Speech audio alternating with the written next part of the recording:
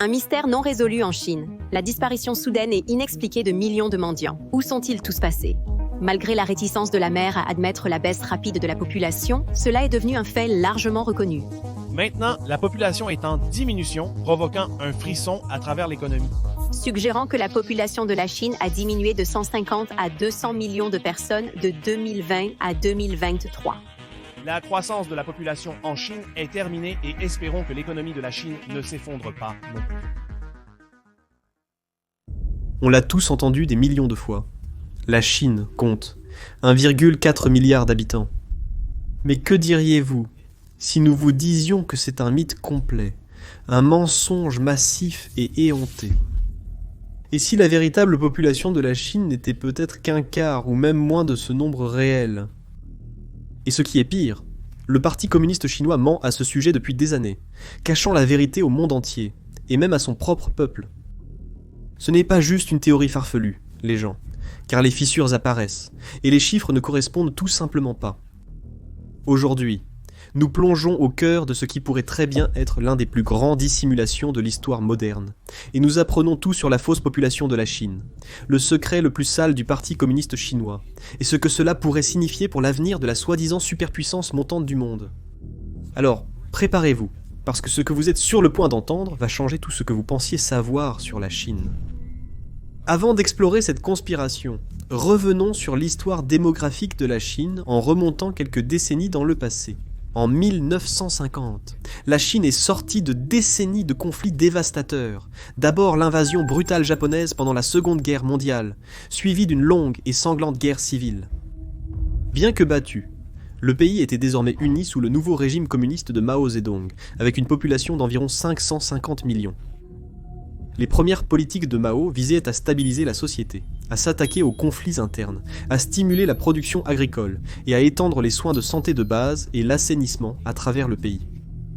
Avec le retour de la paix et l'instauration de programmes de santé, les taux de mortalité ont nettement baissé. Pendant ce temps, Mao lui-même était un fervent pro-nationaliste et croyait que plus il y avait de personnes, plus la force était grande, vu le vaste territoire de la Chine et les avantages d'un grand capital humain. En conséquence, la population chinoise a connu une croissance sans précédent. Et à la fin des années 50, le nombre avait augmenté pour atteindre environ 660 millions. Il a ensuite lancé une campagne économique appelée le Grand Bond, en avant, pour transformer rapidement la Chine d'une société agraire en une puissance industrielle pratiquement du jour au lendemain. Cependant, la campagne a mené à des conséquences désastreuses. De mauvaises pratiques agricoles, des rapports de production falsifiés et une mauvaise gestion ont provoqué un effondrement total de l'agriculture, entraînant l'une des famines les plus meurtrières de l'histoire. Par conséquent, entre 1959 et 1962, on estime que 15 à 45 millions de personnes sont mortes. Malgré un ralentissement temporaire, la croissance démographique en Chine est restée globalement à la hausse en raison de sa grande population de base. Craignant une faiblesse après la famine, Mao a de nouveau encouragé les grandes familles. Pour stimuler les taux de natalité, il a restreint l'accès à la contraception et à l'avortement, rendant les contraceptifs difficiles à trouver. Les familles étaient récompensées pour avoir plus d'enfants, recevant des terres, de meilleurs logements et approvisionnements alimentaires selon leur milieu rural ou urbain. Pour attiser encore plus le mouvement, la propagande a également joué un rôle important, car elle dépeignait que les grandes familles sont idéales et même patriotiques. L'effort a porté ses fruits, car les taux de fertilité ont grimpé en flèche, atteignant 5 à 6 enfants par femme, ce qui signifie, en moyenne, que chaque femme chinoise a donné naissance à 5 ou 6 bébés. Ainsi, au début des années 1970, la population de la Chine avait atteint environ 850 millions, avec un taux de fertilité record de 6,3 naissances par femme. Je dois maintenant vous mettre en garde concernant cette vidéo. C'est un sujet sensible pour le Parti communiste chinois, et c'est pourquoi les médias grand public n'en parlent pas vraiment. En fait, peu de gens en parlent. Donc, si vous pouvez, veuillez cliquer sur le bouton « J'aime » et vous abonner en dessous pour aider la vidéo, cela fait vraiment une différence. Surtout que YouTube a tendance à favoriser le contenu grand public, et ne met pas toujours en avant les vidéos sensibles, en particulier celles qui critiquent le Parti communiste chinois. Rappelez-vous, même un seul. J'aime peut aller loin pour aider à révéler cette vérité. D'accord, maintenant, passons à la vidéo. Cependant, dès les années 70, des voix tant nationales qu'internationales ont commencé à mettre en garde contre les dangers d'une croissance démographique incontrôlée. La surpopulation devenait de plus en plus préoccupante, en particulier dans les pays moins développés comme la Chine, où cette population augmentait à un rythme alarmant de 20 millions de personnes par an. Pour mettre cela en perspective, ce nombre est à peu près équivalent à l'ajout de l'ensemble de la population de New York chaque année. Et quand nous disons New York, il s'agit de l'État entier, pas seulement de la ville. Le Parti communiste chinois dirige une économie communiste planifiée centralement, où l'État contrôle tous les moyens de production. Le gouvernement priorise le développement économique. Autrement dit, le gouvernement décide des biens et services à produire, de leur quantité et de leur distribution, lui conférant un contrôle total sur la mobilisation des ressources. Imaginez maintenant fournir à tous ces nouveaux arrivants nourriture, logement, services et emplois chaque année. Ce n'est pas une mince affaire, n'est-ce pas ? Donc, à mesure que la population augmentait, les préoccupations concernant la sécurité alimentaire, le logement, les soins de santé et la stabilité sociale globale augmentaient également.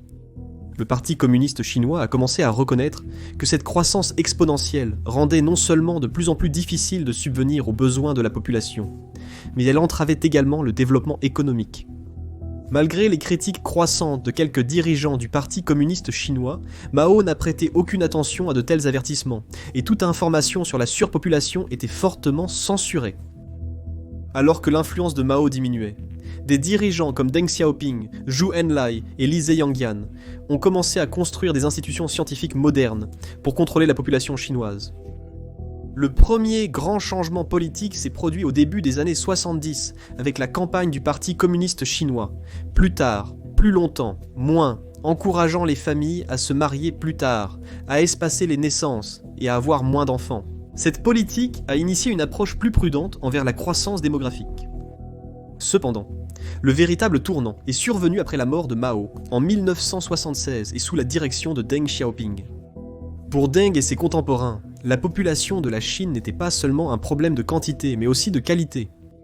À l'époque, la majorité des Chinois étaient des ruraux non éduqués. Deng visait à transformer la population en une société urbaine et hautement qualifiée.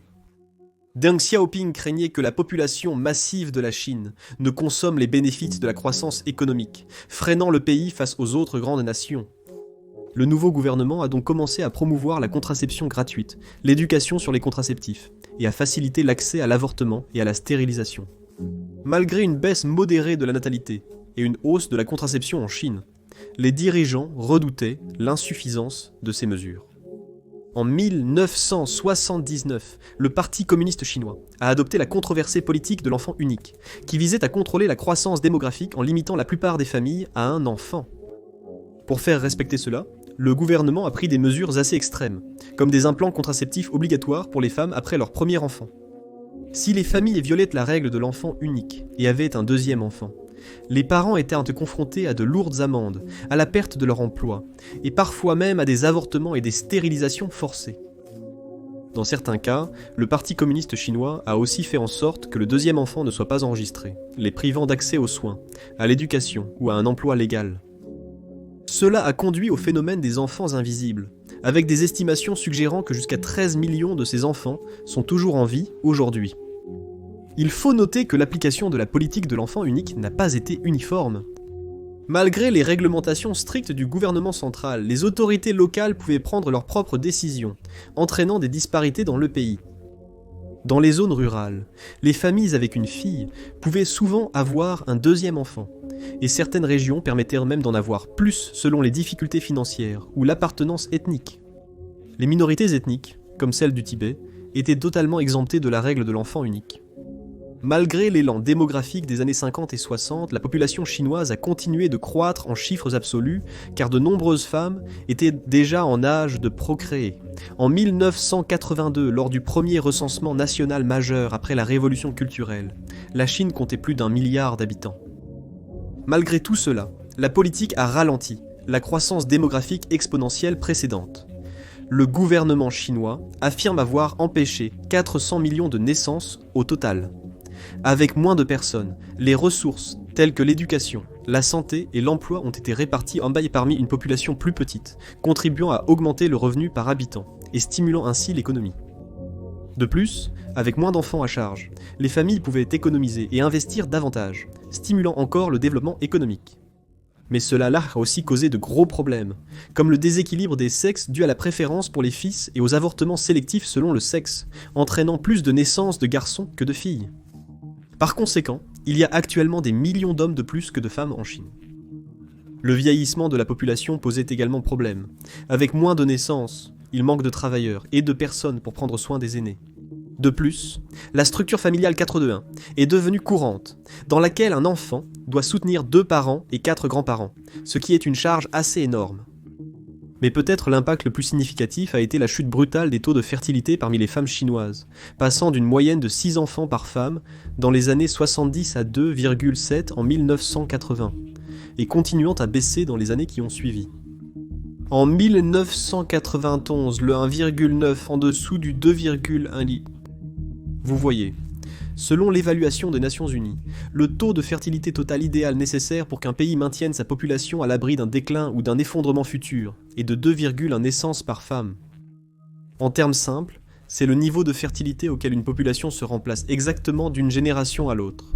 Dans les années 90, les gens ont commencé à demander un assouplissement de la politique de l'enfant unique. L'objectif principal de stabilité avait déjà été atteint, et lorsque la politique a été introduite pour la première fois, l'achat a été décrite comme une mesure temporaire uniquement. De plus, l'économie de la Chine s'améliorait dans les années 90. Grâce aux réformes du marché libre, il n'y avait donc plus de besoin urgent de limiter la population. Malgré cela, le Parti communiste chinois a maintenu la politique de l'enfant unique, invoquant des inquiétudes sur l'allocation des ressources, l'approvisionnement alimentaire, le logement et la pression pour créer des millions d'emplois annuellement. En bref, l'inévitable s'est produit, et, à la fin de la décennie, le taux de fécondité de la Chine est tombé à un niveau historiquement bas, de 1,5 enfants par femme. Bien que cela ait été vu comme un progrès en termes de répartition des ressources et de revenus par habitant, cela a posé les bases des problèmes démographiques que la Chine affronterait dans les décennies suivantes. Au XXIe siècle, la démographie chinoise a été transformée de manière spectaculaire. L'espérance de vie a augmenté, les soins de santé se sont améliorés, et la grande population d'enfants nés pendant les années de baby-boom des années 50 et 60 a commencé à vieillir. En 2020, l'âge médian de la population chinoise avait atteint 38 ans, un énorme contraste avec l'âge médian très jeune de seulement 18 ans, en 1970. Ce changement démographique a exercé une pression croissante sur la main-d'œuvre, car le nombre de jeunes entrant sur le marché du travail a considérablement diminué, tandis que la population âgée continuait de croître. Se rendant compte de leur erreur, le Parti communiste chinois a assoupli sa politique de l'enfant unique pour permettre aux couples, ou au moins un des parents était enfant unique, d'avoir 2 enfants. En 2016, la politique a été abolie, et le gouvernement a officiellement mis en place une politique de 2 enfants. Ce changement de politique a provoqué une hausse temporaire du taux de fécondité, atteignant un pic d'1,8 en 2017. Cependant, ce bref rebond des naissances s'est avéré insoutenable, et en 2018, le taux de fécondité était retombé à 1,5, et il a poursuivi son déclin les années suivantes. Pour contrer le déclin démographique, la Chine a levé les restrictions sur la taille des familles en 2021, autorisant jusqu'à 3 enfants. Pourtant, le taux de fécondité a continué de se dégrader, tombant à 1,18 en 2023. La pandémie de Covid-19 a exacerbé le problème. Moins de personnes fondant une famille à cause de l'incertitude économique, de la hausse du coût de la vie et de l'évolution des valeurs sociétales. En 2022, la Chine a connu son premier déclin démographique en 60 ans. L'année suivante, la population a encore diminué, et l'Inde a dépassé la Chine en tant que pays le plus peuplé du monde. Aujourd'hui, la Chine peut avoir la 2e plus grande population de 1,4 milliard de personnes, mais elle vieillit rapidement, avec un nombre croissant de citoyens âgés dépendant d'une main-d'œuvre en diminution. Les raisons de la baisse démographique de la Chine sont nombreuses et complexes. Les politiques gouvernementales, les pressions économiques, l'évolution des normes sociales et le coût croissant de l'éducation ont contribué à la limitation de la croissance démographique, poussant de nombreux jeunes à retarder ou renoncer à avoir des enfants. Le pays est confronté à un avenir difficile, une population en déclin et vieillissante, et une main-d'œuvre potentiellement insuffisante pour soutenir la croissance économique et la démographie vieillissante. Mais ce n'est pas la seule crise démographique à laquelle la Chine est confrontée, et c'est là que les choses deviennent vraiment controversées. Croyez-le ou non, il y a de plus en plus de preuves que la Chine pourrait cacher un énorme secret de population, un secret que le Parti communiste chinois essaie d'enterrer depuis des années. Alors que le monde a longtemps accepté l'affirmation officielle selon laquelle la Chine a une population d'environ 1,4 milliard, certains experts et chercheurs indépendants suggèrent que le nombre réel pourrait être bien inférieur, peut-être seulement la moitié ou même un quart du nombre réel. Oui, c'est correct. Tout en adhérant au mythe d'une superpuissance chinoise inarrêtable, le Parti communiste chinois s'occupait de falsifier leurs chiffres, de forger des rapports et de faire taire la vérité. Selon ces affirmations, ils ont manipulé les données avec brio pour tromper le monde en lui faisant croire à cette population surestimée. La réalité est que, en raison de décennies de la brutale politique de l'enfant unique et de la baisse des taux de natalité, la population de la Chine n'a jamais réellement atteint 1,4 milliard. Deuxièmement, le Parti communiste chinois a caché le vrai nombre de morts du Covid-19. En effet, la Chine a perdu des centaines de millions de personnes au cours des 5 dernières années en raison de la pandémie. Mais pouvons-nous vraiment croire ces affirmations ? Sont-elles étayées par des faits ? Si oui, quelles sont les motivations du Parti communiste chinois ? Il est temps de regarder de plus près et de découvrir ce qui se passe vraiment. Selon les statistiques officielles du gouvernement chinois, la population du pays est d'environ 1,4 milliard d'habitants. Cependant, cette information provient uniquement du gouvernement chinois et n'a jamais été confirmée par un organisme indépendant. Pourquoi ? Parce que littéralement, personne d'autre n'est autorisé à le faire. Pour découvrir cette vérité, nous devons adopter une approche en 2 étapes. Premièrement, nous devons déterminer la véritable population de la Chine avant la pandémie. Et deuxièmement, nous devons découvrir le véritable bilan des morts du Covid-19. Si vous regardez les rapports officiels de la Chine, ils revendiquent une population totale de 1,42 milliard à la fin de 2019, soit juste avant le début de la pandémie. Cependant, plusieurs démographes, chercheurs indépendants et études ont contesté ce chiffre. Alors examinons certaines de ces découvertes et voyons ce que les données suggèrent vraiment.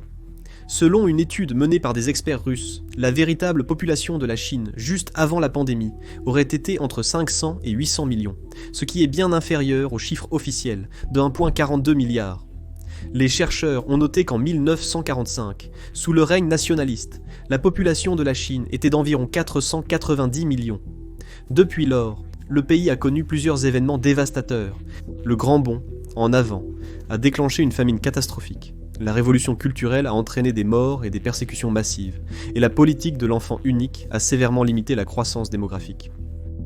Compte tenu de l'ampleur de ces événements, les chercheurs soutiennent que le bond de la population à 1,4 milliard n'est tout simplement pas possible. D'autres analystes russes ont également examiné les données officielles sur la population urbaine dans chaque ville et comté chinois, et n'ont trouvé qu'environ 280 millions de personnes vivant dans les villes. En utilisant le ratio habituel de la population urbaine à rurale de 1 pour 1, ils ont estimé la population totale de la Chine à environ 560 millions. Malgré les circonstances particulières de la Chine, les experts estimaient que la population ne devait pas excéder 800 millions avant la pandémie.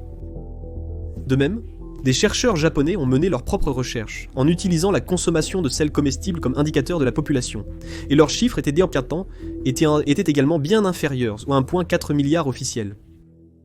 Les raisons étaient simples. Le sel est un élément essentiel en cuisine, utilisé par presque tous. Comme il ne se gâte pas rapidement, il peut être suivi en grande quantité et est facile à mesurer nationalement grâce aux données de production et de vente. Connaissant la consommation de sel d'un pays et celle d'une personne typique, nous pouvons estimer la population de ce pays. Selon un rapport de l'Organisation mondiale de la santé, la plupart des Chinois consomment en moyenne 9,3 grammes de sel par jour, ce qui est trop élevé.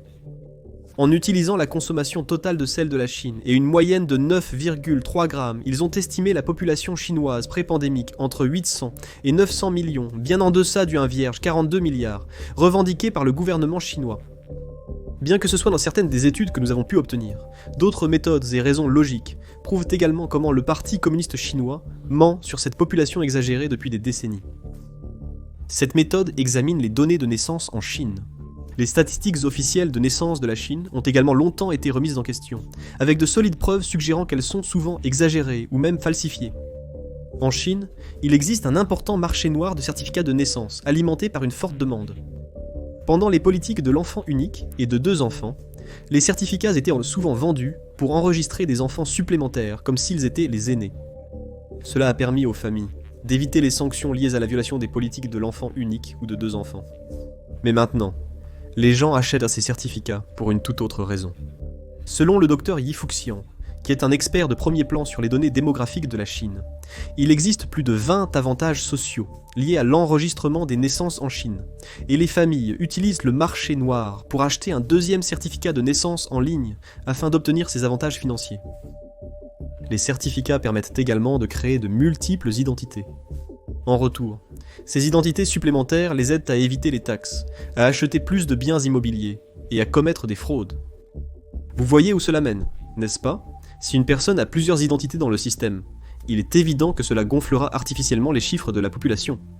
Les gouvernements locaux ont également un intérêt financier à gonfler les données de population. Plus ils prétendent avoir de personnes, plus ils obtiennent de fonds du gouvernement central.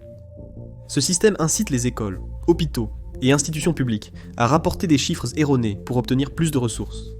Par exemple, les écoles exagèrent les chiffres d'inscription des élèves pour obtenir plus de financement pour les infrastructures, le personnel et les services. Ce manque de responsabilité a conduit à une culture généralisée de falsification des données de naissance et de population à divers niveaux du gouvernement. Le résultat n'est pas seulement un nombre de populations gonflé, mais aussi une distorsion de la véritable image démographique du pays, ce qui aide à maintenir l'illusion d'une croissance et d'un succès rapide, tout en sécurisant plus d'argent et plus de ressources.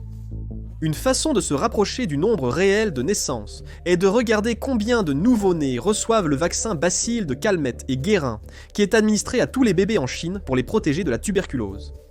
Le vaccin bacille de Calmette et Guérin est obligatoire dans les 24 heures après la naissance. Donc le nombre de vaccinations bacille de Calmette et Guérin reflète assez bien le nombre de naissances réelles. En Chine, le vaccin bacille de Calmette et Guérin se présente en 0,5 ml et chaque bébé ne nécessite que 0,1 ml, permettant ainsi de vacciner jusqu'à 5 bébés avec un seul flacon. Mais en pratique, le vaccin nécessite une réfrigération et doit être utilisé dans les 24 heures, après ouverture de la bouteille. Dans les grandes maternités et les villes avec beaucoup de naissances par jour, une bouteille peut vacciner 2 à 3 bébés. Toutefois, 85% des Chinois habitent dans des petites ou moyennes villes et zones rurales, où la majorité des hôpitaux n'accueillent que quelques naissances par jour. Comme le vaccin doit être utilisé une fois ouvert, les experts estiment qu'en moyenne dans ces zones, le vaccin ne couvre que de 1,2 à 1,5 bébés par bouteille. En moyenne, pour l'ensemble du pays, cela représente environ 1,35 bébés par bouteille. Les chercheurs ont utilisé cette méthode pour comparer le vaccin bacille de Calmette et Guérin, utilisé aux données officielles de naissance. De 2008 à 2021, ils ont constaté que le nombre réel de naissances était bien inférieur à ce que prétendait le gouvernement. Et pas de quelques millions, mais d'environ 58 millions. Selon les experts, le nombre de naissances en Chine a été surestimé depuis l'introduction des réformes économiques majeures et de la politique de l'enfant unique au début des années 80. De 1980 à 2008, il y a peut-être eu 120 millions de naissances fausses ou surestimées. En combinant cela avec le chiffre de 58 millions de 2008 à 2021, le nombre total de naissances gonflées depuis les années 80 pourrait être d'environ 178 millions. Il est possible que ces données contiennent une part de vérité, car étrangement, le Parti communiste chinois a arrêté de publier les chiffres de vaccination, bacille de Calmette et Guérin, depuis 2022 peut-être, parce qu'ils en dévoilaient trop sur les réels taux de natalité. Selon une autre étude, de nombreux experts et démographes doutent que la population chinoise soit passée de 1,1 milliard en 1990 à 1,4 milliard en 2020. Notant l'absence d'immigration significative en Chine, ils ont souligné que contrairement aux pays occidentaux tels que les États-Unis, le Canada ou l'Australie, qui attirent activement les immigrants pour stimuler leur population et leur économie, la Chine n'a pas de politique d'immigration à grande échelle. Malgré la baisse des taux de natalité, ces pays occidentaux ont maintenu ou augmenté leur population grâce à l'immigration, facteur clé de leur stabilité démographique. Chaque année, les États-Unis accueillent plus d'1 million d'immigrants. L'immigration représente près de 80% de la croissance démographique du Canada. Comme l'Allemagne et le Royaume-Uni, d'autres pays européens ont eu recours à l'immigration pour pallier le vieillissement démographique. En revanche, la Chine ne reçoit pas d'immigrants à une échelle significative. Le Japon est l'un des pays les plus difficiles au monde pour les étrangers souhaitant s'y installer définitivement. Le pays offre très peu de voies vers la citoyenneté, et même la résidence à long terme est rare et strictement contrôlée. Culturellement et politiquement, la Chine n'a jamais vu l'immigration comme une solution au déclin démographique. En outre, le soutien public et gouvernemental pour une immigration massive est très limité. Et les barrières linguistiques, juridiques et sociales sont également assez élevées. La majorité des travailleurs étrangers et des étudiants en Chine n'y sont que provisoirement, sans droit de séjour à long terme ni de regroupement familial permanent. Compte tenu des faibles taux de fécondité en Chine et de l'absence d'immigration à grande échelle, il est difficile de comprendre comment la population a pu augmenter de 300 millions entre 1990 et 2020. Mais ce n'est pas le seul argument que nous examinons aujourd'hui, et le suivant est bien plus convaincant et révolutionnaire. Un autre indicateur fort que la Chine a considérablement gonflé ses chiffres de population provient de la comparaison avec l'Inde. L'analyse des chercheurs sur la population totale, le taux de fécondité et l'âge médian de la Chine et de l'Inde de 1990 à 2020 a révélé des résultats choquants sur une période de 30 ans. Ce graphique présente les statistiques officielles des deux nations durant cette période. D'après les données officielles, en 1990, la population chinoise dépassait celle de l'Inde de près de 283 millions d'habitants. 30 ans plus tard, en 2020, la Chine était toujours en tête, mais seulement d'environ 28 millions. Donc, malgré la croissance rapide de la population de l'Inde, elle n'a toujours pas officiellement dépassé la Chine. Maintenant, considérez le taux de fertilité. Au cours de ces 30 années, le taux de fertilité moyen de l'Inde était nettement plus élevé, avec presque 3 enfants par femme, tandis que celui de la Chine était juste autour d'1,7. Cela signifie que les familles indiennes ont eu presque 2 fois plus d'enfants, en moyenne, que les familles chinoises, sur la même période. Il est également important d'étudier l'âge médian pour comprendre le vieillissement des populations. En 1990, la Chine et l'Inde étaient considérées comme des pays jeunes, avec un âge médian d'environ 24 ans en Chine et 20 ans en Inde. D'ici 2020, l'âge médian en Chine avait augmenté de 15 ans, tandis que celui de l'Inde n'avait augmenté que de 9 ans. Cela montre que la Chine a vieilli beaucoup plus rapidement, ce qui est cohérent avec un taux de natalité plus bas et une croissance démographique ralentie. C'est ici que les maths deviennent incontournables. Étant donné que l'Inde a constamment eu un taux de fertilité beaucoup plus élevé pendant 3 décennies, et a vieilli plus lentement, il est mathématiquement impossible que la population de la Chine soit toujours plus grande que celle de l'Inde en 2020. Compte tenu des tendances de croissance naturelle, l'Inde aurait dû dépasser la Chine bien plus tôt. Comment la Chine peut-elle avoir une croissance similaire à l'Inde, malgré un faible taux de fertilité, un manque d'immigration et la politique de l'enfant unique ? Même en tenant compte de l'espérance de vie, cela n'explique pas les choses, car l'espérance de vie en Chine n'a augmenté que de 10 ans de 1990 à 2020, alors qu'elle a augmenté plus en Inde, de 12 ans, pendant la même période. Sans parler du fait que le taux de mortalité en Chine est également beaucoup plus élevé qu'en Inde en raison de la corruption élevée, de la pollution et des suicides.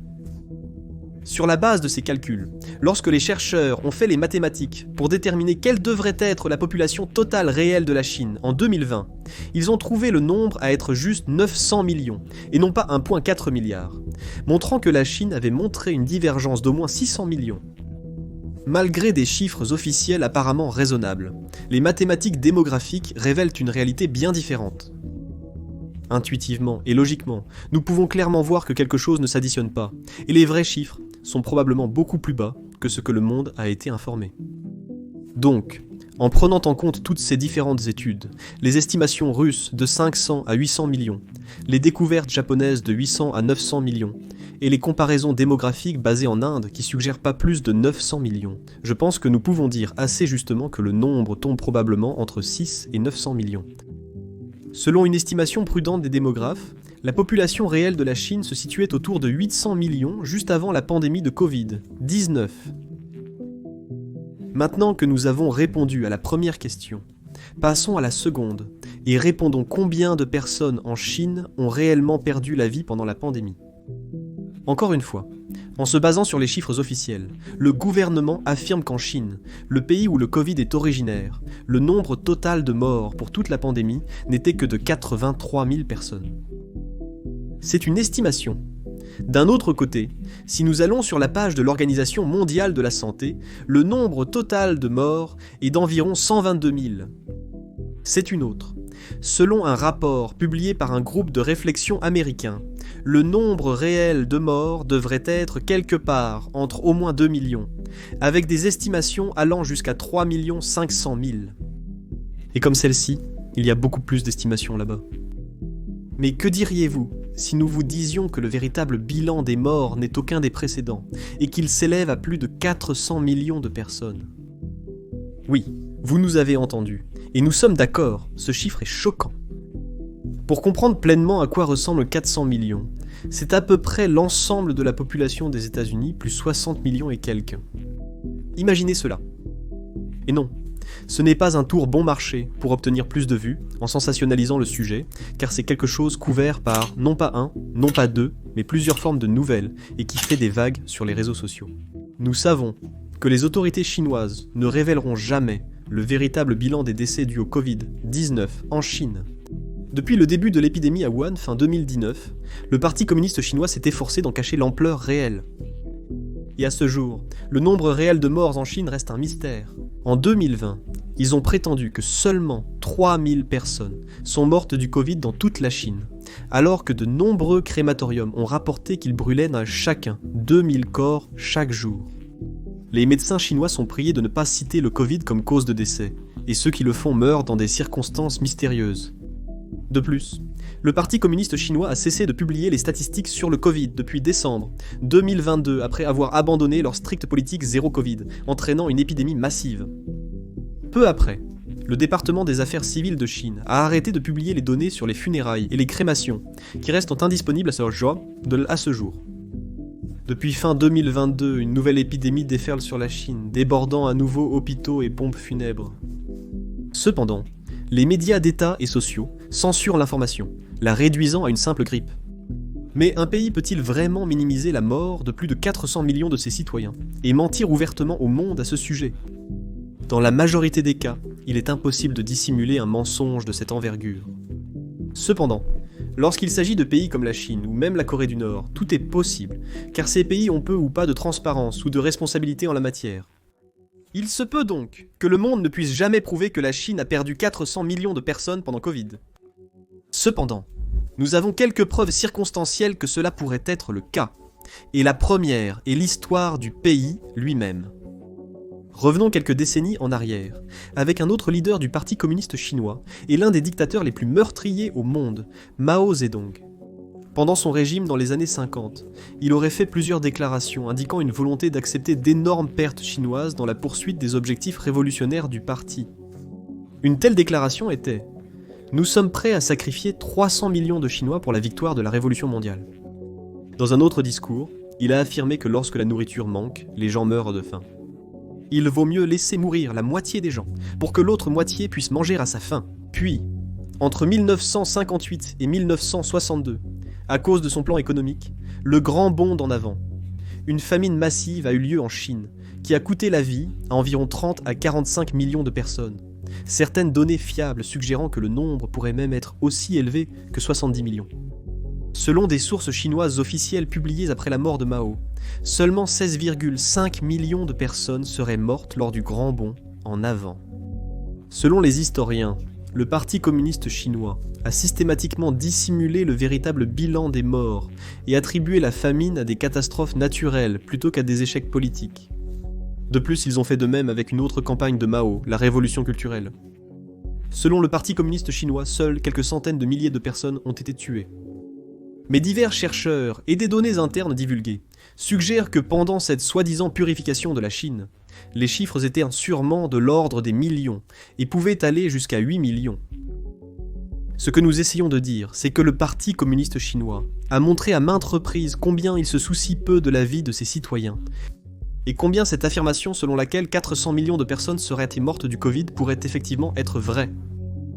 Pour déterminer dans quelle mesure, examinons les preuves et théories proposées par les chercheurs. Analysons les chiffres.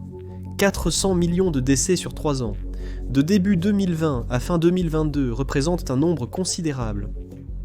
En considérant le pic de la pandémie, cela représente une moyenne de plus de 300 000 décès par jour.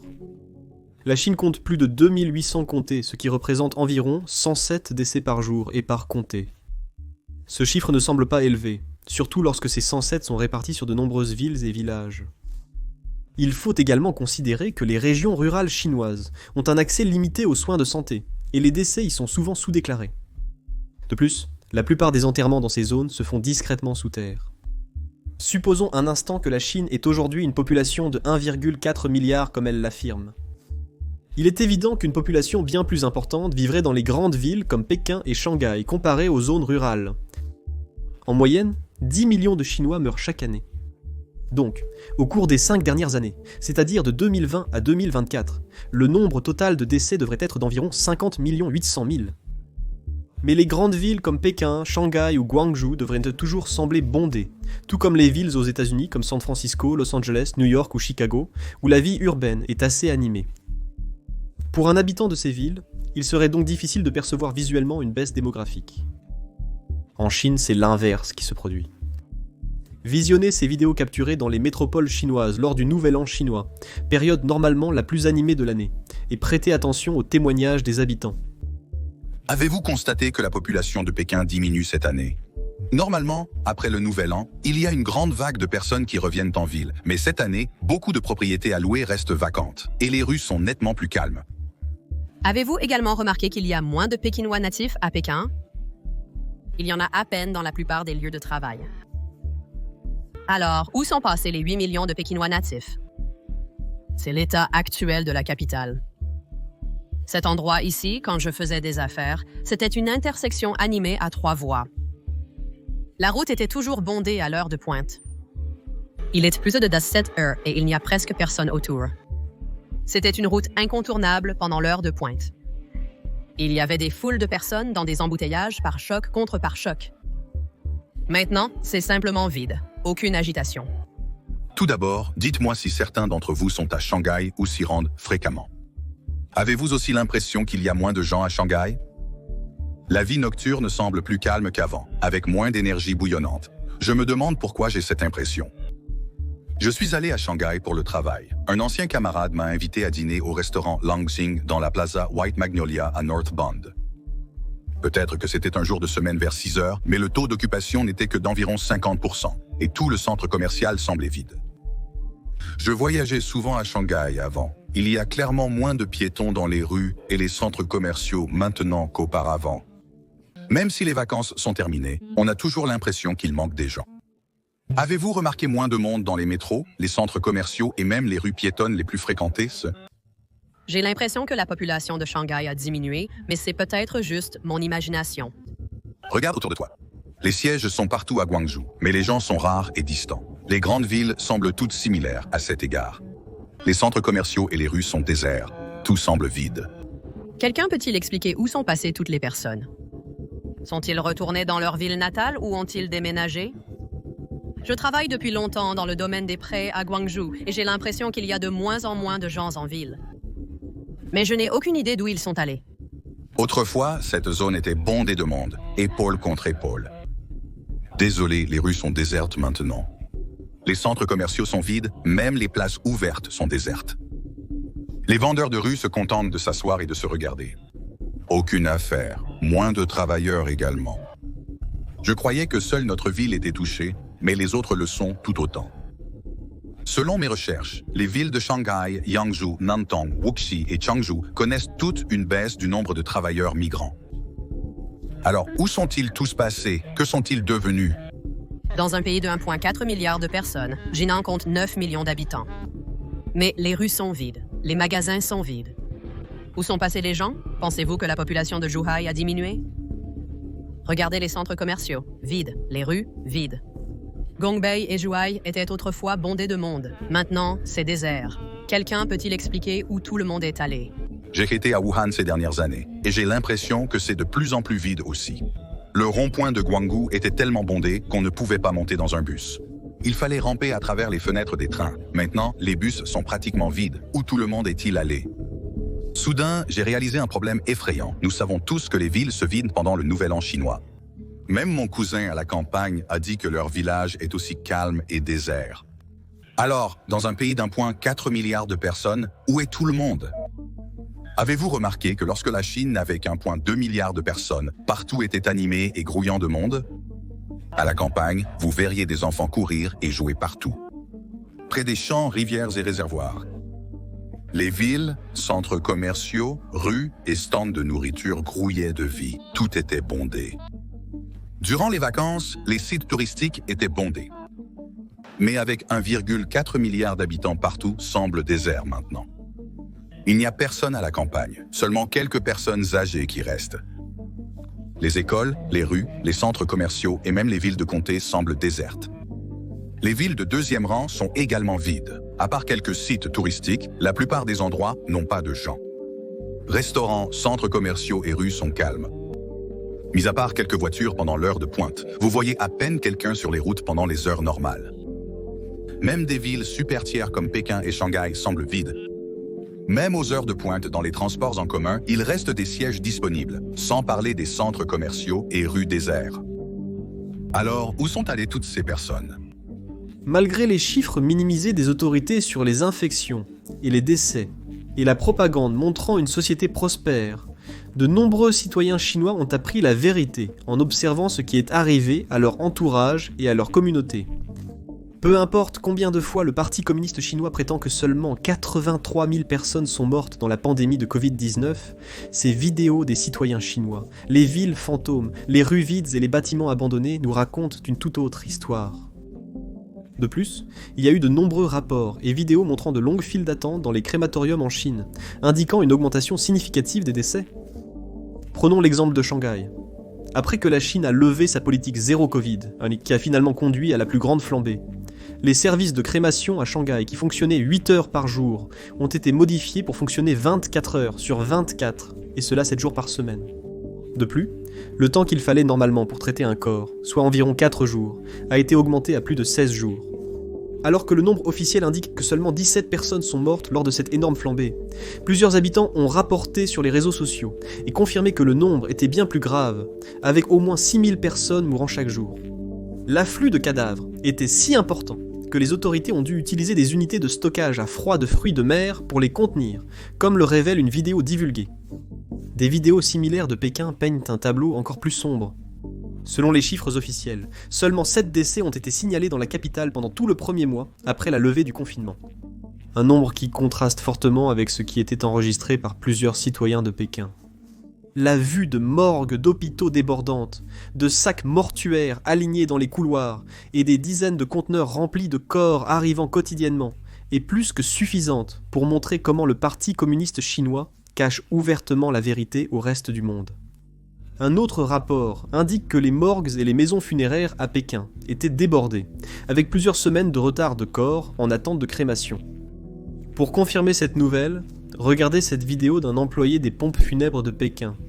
Il déclare que la maison funèbre est tellement débordée que les corps doivent être empilés à l'extérieur, en attente de crémation.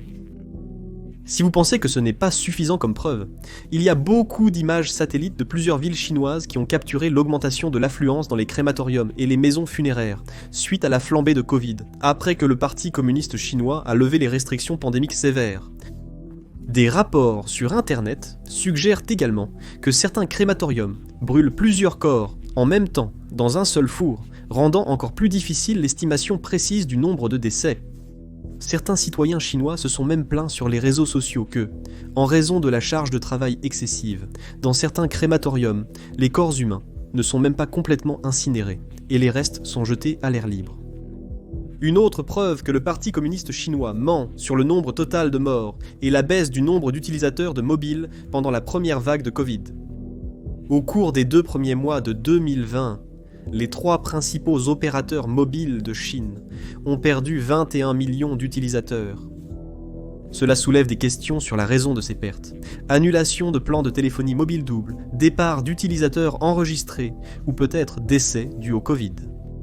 Le Parti communiste chinois affirme qu'après la période initiale, le nombre d'utilisateurs enregistrés augmenterait.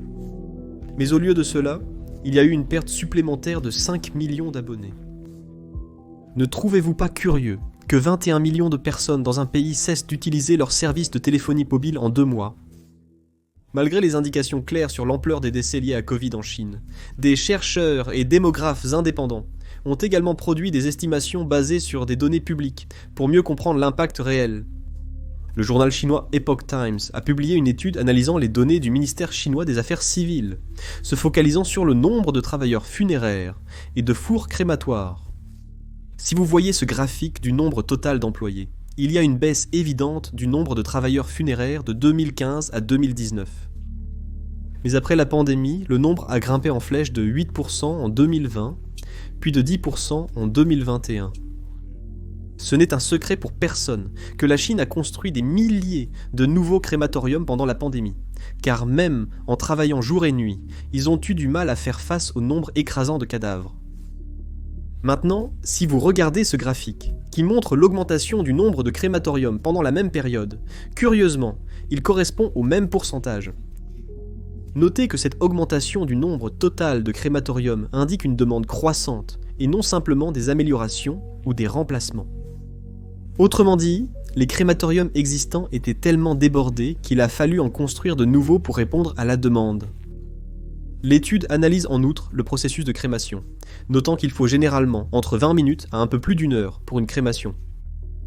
En prenant un temps médian de 45 minutes, et en supposant que les crématoriums fonctionnent au moins 15 heures par jour, il est arrivé à une moyenne de 20 crémations par four chaque jour. Donc, avec 6619 fours de crémation en Chine, l'estimation pour 2020 seulement est d'environ 48,4 millions de crémations. Toutefois, selon le ministère des Affaires civiles, seulement 55,7% des décès ont été incinérés durant l'année. Donc, en prenant cela en compte, le nouveau total devrait être d'environ 86,7 millions de décès en 2020. En 2021, l'ajout de travailleurs et de fours supplémentaires suggère un bilan des décès dépassant les 92 millions. Malgré l'absence de données officielles pour 2022, si la tendance s'est poursuivie, les décès auraient pu atteindre ou dépasser 98 millions, nous donnant un total de 277 millions à la fin de 2022. Cependant, cela n'inclut pas l'explosion des cas en fin d'année, qui a été de loin la pire période de la pandémie en Chine. Pour vraiment comprendre la gravité de cette période qui va de décembre 2022 à début février 2023, des sources internes suggèrent que plus de personnes sont mortes pendant ces quelques semaines que pendant toute l'année 2022 combinée. Sur la base de ces résultats, l'étude estime que le nombre total de décès liés au Covid en Chine de 2022 à début 2023 pourrait être proche de 360 millions. Et ce chiffre ne prend même pas en compte les décès survenus en 2019, avant que tout cela ne soit vraiment découvert, ni le nombre considérable de décès au cours, de décès non enregistrés dans les zones rurales, ni l'efficacité accrue obtenue par des méthodes comme la crémation de plusieurs corps à la fois, ou l'utilisation de sacs mortuaires légers à la place des cercueils. En considérant tous ces facteurs, le nombre réel de morts serait d'environ 400 millions, et pourrait continuer à croître. Une énorme fuite de données en 2022 soutient cette possibilité. Un pirate informatique affirme avoir eu accès à des informations du département de police de Shanghai, comprenant les détails personnels de près d'1 milliard de citoyens chinois. Des chercheurs en sécurité ont confirmé que près de 970 millions d'individus étaient répertoriés, remettant en question la taille réelle de la population. Selon les rapports, il a été piraté depuis une base de données nationale. Donc, si la Chine avait 1,4 milliard d'habitants, et qu'une base de données nationale a été piratée, qu'en est-il des 400 millions manquants? Et n'est-ce pas choquant? Comment cela correspond parfaitement au nombre estimé de morts? Un employé de l'Organisation mondiale de la santé a mené sa propre analyse et, selon ses conclusions, estime que le nombre total de morts du Covid en Chine dépassait les 400 millions. Selon le ministère chinois des Affaires civiles, avant la pandémie, environ 10 millions de personnes mouraient chaque année en Chine, avec un pic de mortalité en hiver. Cependant, des sources au département des services funéraires ont révélé qu'après l'apparition du Covid, la charge de travail avait augmenté de 8 à 10 fois pendant la pandémie. Ils soulignent que cette forte hausse ne reflète que les décès urbains, gérés par les services funéraires officiels, et que de nombreux décès ruraux n'ont pas été comptabilisés. En Chine, la crémation est la norme, mais c'est coûteux. Les familles aisées peuvent acheter des parcelles funéraires, tandis que les familles rurales pauvres enterrent souvent leurs morts localement, hors de tout registre officiel. La croissance de l'industrie funéraire ne reflète qu'une partie de l'histoire, omettant de nombreux décès en milieu rural. Sur la base des preuves, il a calculé que la Chine avait en moyenne environ 7 millions de décès par mois pendant les 3 premières années de Covid-19, c'est-à-dire de début 2020 à la fin de 2022. Cela impliquerait qu'environ 252 millions de personnes sont mortes durant cette période initiale. Puis est venue une autre vague massive après que la Chine a brusquement mis fin à sa politique zéro Covid à la fin de 2022. Selon des estimations et des données internes de la police de Pékin, il y aurait eu 120 millions de décès supplémentaires entre fin 2022 et début 2023. Il a également déclaré qu'il fallait ajouter 50 millions de décès supplémentaires au premier mois de Covid en 2020, en raison de la forte augmentation des décès au début. En additionnant tous ces chiffres, nous obtenons un total de 422 millions de décès dus au Covid. Selon les estimations, si la Chine avait une population de 800 millions avant la pandémie, il resterait un peu plus de 350 millions de personnes en vie aujourd'hui. Mais n'oubliez pas, ces données ne vont que jusqu'en 2023. Il y a eu des pertes massives en 2024, et même cette année, les gens continuent de mourir. Donc le nombre réel pourrait être encore plus élevé, atteignant peut-être 500 millions. Cela correspond aussi à la déclaration de Maître Liongji début 2023. Lies, le fondateur de Falun Gong, mouvement spirituel apparu en Chine au début des années 90, alliant méditation et enseignements moraux. D'abord autorisé, il a subi une sévère persécution dès 1999 quand le Parti communiste chinois a lancé une campagne pour l'éradiquer, le voyant comme une menace pour son autorité et la stabilité sociale. Selon Li, plus de 400 millions de personnes en Chine sont mortes du Covid, et le bilan total des décès atteindra 500 millions d'ici la fin de cette vague de cas positifs. Gardez cela à l'esprit. Lorsque nous avons comparé les deux estimations du nombre de morts, les données funéraires suggéraient environ 400 millions, et le travailleur de l'Organisation mondiale de la santé estimait environ 422 millions. Cela implique que si la population de la Chine était d'environ 800 millions avant la pandémie, la population actuelle pourrait réaliste être entre 350 à 400 millions de personnes. Nous ne pouvons pas l'affirmer avec certitude, car dès qu'il s'agit de données provenant de Chine, c'est toujours opaque. Les données chinoises ont toujours été considérées comme très peu fiables. Que peut-on attendre d'un pays où la démocratie, la transparence et la liberté de la presse ont peu de valeur ? Alors peut-être que la Chine n'a plus que 400 millions de personnes environ, ou peut-être un peu plus. Une chose est sûre, sur 4 milliards de personnes seulement, 83 000 sont mortes du Covid. Appelez cela une théorie du complot, de fausses nouvelles, ou un agenda anti-parti communiste chinois, mais nous ne pouvons ignorer la logique et les faits présents. Inquiétude des Chinois face à la baisse de natalité, aux villes fantômes, aux vidéos de mort du Covid, et à la suppression de comptes de téléphone portable. Quelle autre preuve attendons-nous vraiment ? Que le parti communiste chinois l'admette. Nous savons tous que cela n'arrivera jamais, même dans 1 million d'années. Cependant, toutes ces informations soulèvent la question de savoir pourquoi le Parti communiste chinois ment sur sa véritable population, et pas seulement au monde, mais aussi à ses propres citoyens. Peut-être que ces raisons éclairciront les choses. Pendant 40 ans, la croissance rapide de la Chine a été soutenue par sa large population en âge de travailler. Ces personnes ont aidé à construire ces usines, à stimuler l'innovation et à booster l'économie. Cependant, avec la baisse de la natalité et le vieillissement de la population, la main-d'œuvre chinoise diminue, tandis que le nombre de retraités dépendant du soutien de l'État augmente. Cela met une grande pression sur les soins de santé, les pensions et la capacité du pays à rester productif. Si cette nouvelle sur les vrais chiffres de la population chinoise était largement connue, elle pourrait ébranler la confiance dans l'économie chinoise, en Chine et dans le monde. Le Parti communiste chinois a longtemps exploité stratégiquement le titre de pays le plus peuplé du monde pour promouvoir l'idée d'un marché de consommateurs gigantesque et attirer les investissements étrangers. Une fois le génie sorti de la bouteille, les investisseurs pourraient craindre que la Chine ait dépassé son apogée, avec moins de travailleurs et de consommateurs pour stimuler sa croissance. Cela pourrait conduire à moins d'investissements étrangers et à des retraits d'argent des marchés chinois. Pour éviter la panique et maintenir la stabilité économique, le Parti communiste chinois a de fortes raisons de dissimuler la véritable situation démographique de la Chine. Une autre raison pour laquelle le Parti communiste chinois pourrait vouloir garder cela secret serait de préserver son image politique. Depuis l'ère Deng Xiaoping, le Parti communiste chinois a lié son pouvoir à la croissance économique fulgurante de la Chine et au rêve d'une grande renaissance nationale. Le président Xi Jinping a poussé cette idée encore plus loin, présentant la Chine comme une superpuissance montante prête à dépasser les États-Unis. Admettre une crise démographique majeure porterait un coup sévère à cette histoire. Cela pourrait indiquer que certaines anciennes politiques chinoises, notamment la politique de l'enfant unique, étaient de graves erreurs causant aujourd'hui de sérieux problèmes. Si le gouvernement admettait ces échecs, cela ternirait l'image du Parti communiste chinois comme un leader parfait et omniscient, une image que le parti s'efforce ardemment de préserver. Au-delà des enjeux économiques et politiques, le déclin démographique comporte aussi d'importants risques sociaux. Les jeunes en Chine sont déjà sous beaucoup de pression, avec des coûts de vie élevés, une concurrence professionnelle difficile, et la lourde responsabilité de prendre soin de leurs parents et de leurs grands-parents. Dieu nous en préserve.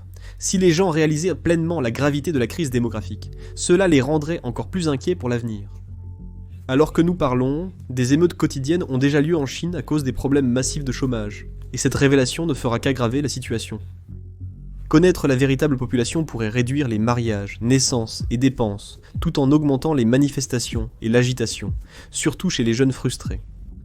Quelque chose que le Parti communiste chinois veut éviter à tout prix.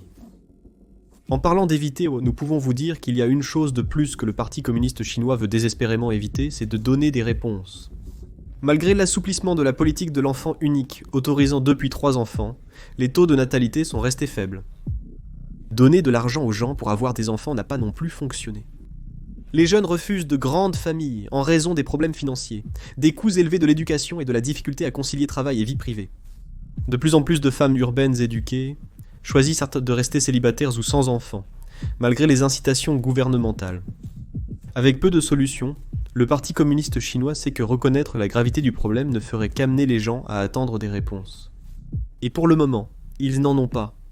Mais peut-être que la plus grande raison est le mot population lui-même. La population ne concerne pas seulement les personnes. Il s'agit de perception. L'équation est assez simple. Plus de personnes équivaut à une économie plus grande, équivaut à plus d'influence sur la scène mondiale.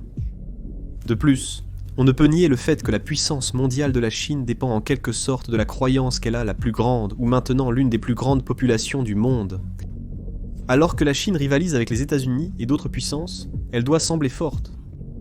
Admettre un problème de population de cette ampleur les ferait paraître faibles, ce qui pourrait nuire à leurs négociations commerciales, affaires militaires et efforts pour gagner de l'influence mondiale.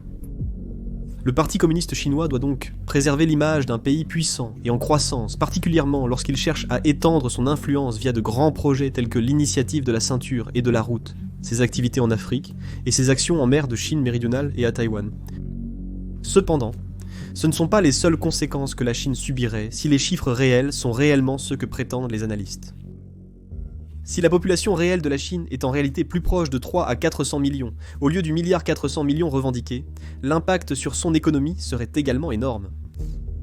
Longtemps, on a pensé que le vaste marché intérieur chinois pourrait aisément surmonter les guerres commerciales ou stimuler la croissance à venir.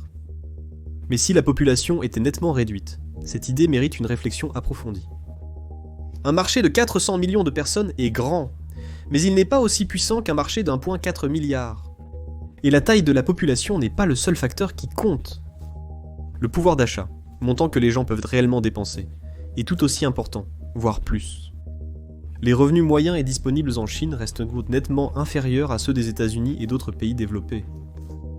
Même si 1,4 milliard d'habitants, le nombre de personnes pouvant dépenser comme des consommateurs de classe moyenne est bien moindre. Mais si la population réelle est encore moindre, la taille réelle du marché des consommateurs se réduit encore plus.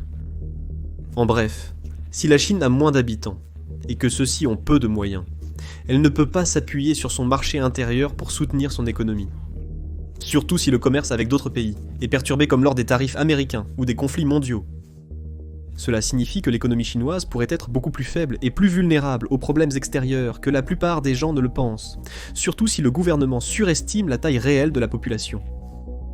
Donc, que le chiffre réel soit plus proche de 300 millions, 400 millions, ou d'un autre nombre nettement inférieur à 1,4 milliard, l'élément clé à retenir est le besoin critique d'une plus grande transparence et d'une vérification indépendante des données démographiques de la Chine. En attendant, le mystère sur la situation réelle en Chine persistera. À travers cette vidéo, nous avons présenté tous les chiffres que nous avons pu rassembler, et nous comprenons que la conclusion est difficile à accepter. Cependant, ce sujet mérite assurément plus de discussion. Merci d'avoir regardé.